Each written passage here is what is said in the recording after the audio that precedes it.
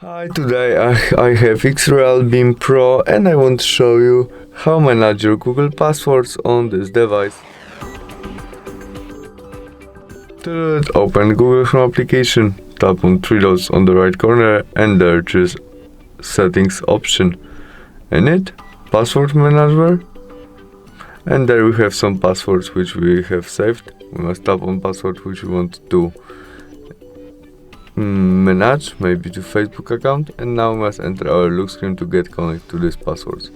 In this step we can copy our email, copy our passwords by this first icon, or after we press this eyes icon our smartphone show us password which remember. You can also add note to that by tap on edit, and there we can edit something and add note. Remember, when you add note, press save. You can also share this password by this icon to someone, or delete it by delete and copy by delete. That's all. Thanks for watching. Bye.